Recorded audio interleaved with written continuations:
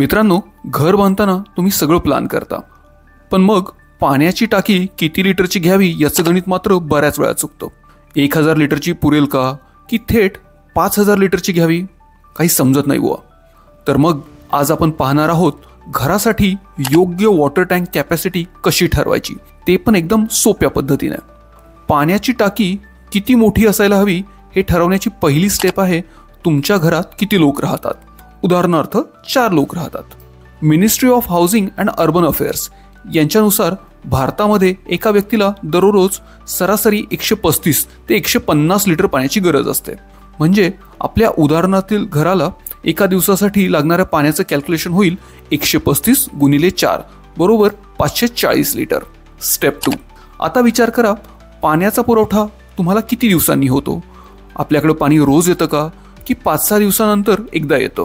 समजा पाणी दर 6 दिवसांनी येत असेल तर मग टाकीत कमीत कमी 6 दिवस पुरेल एवढं पाणी स्टोरेज करून ठेवणं आवश्यक आहे. म्हणजेच 540 लिटर गुणिले 6 दिवस बरोबर 3240 लिटर इतकी पाण्याच्या टाकीची क्षमता असायलाच हवी. स्टेप 3. थोडीशी बफर क्षमता नक्की ठेवा. पाणी उशिरा आलं, जास्तीचे पाहुणे आलेत, टाकी लिकेज झाली, असं काहीही झालं तरी देखील तुमच्या टाकीत थोडं एक्स्ट्रा पाणी असणं उपयोगी पडतं. त्यासाठी आपण सुमारे 25% बफर धरूया. 3240 लिटरचं 25% साधारणतः 810 लिटर होतं. म्हणजेच फायनल वॉटर टँक कॅपॅसिटी झाली 3240 अधिक 810 बरोबर 4050 लिटर. आता जर तुम्ही ओव्हरहेड वॉटर टँक वापरणार असल्यास तुमच्याकडे उपलब्ध जागेनुसार तुम्ही 4000 लिटरची एक सिंगल टाकी घेऊ शकता अथवा 2000 लिटरच्या 2 टाक्या प्लॅन करू शकता. हीच मेथड वापरून तुम्ही अंडरग्राऊंड वॉटर टँकची क्षमता देखील ठरवू शकता. एक बोनस टिप देतोय तुम्हाला. साधारणतः तुमच्याकडे येणारे वॉटर टँकर्स हे 5000 लिटर्सचे असू शकतात.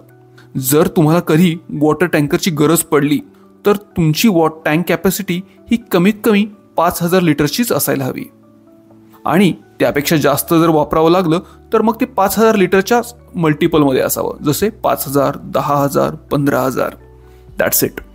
तर मित्रांनो, अशी साधी पण अचूक पद्धत वापरली तर पाण्याच्या टाकीची क्षमता तुम्ही सहजपणे ठरवू शकता. ही माहिती तुमच्या कामाची वाटली असल्यास लाईक आणि सबस्क्राईब करायला विसरू नका. जर तुमच्या मित्रमंडळीत कोणी बांधकाम सुरू करत असेल तर त्यांच्यापर्यंत हा व्हिडिओ नक्की पोहोचवा. त्यामुळे त्यांचं प्लॅनिंग सोपं होईल. आणि अशाच प्रकारच्या बांधकामातल्या छोट्या पण महत्त्वाच्या गोष्टी शिकण्यासाठी बांधकाम स्टोरीला सबस्क्राईब करा. धन्यवाद.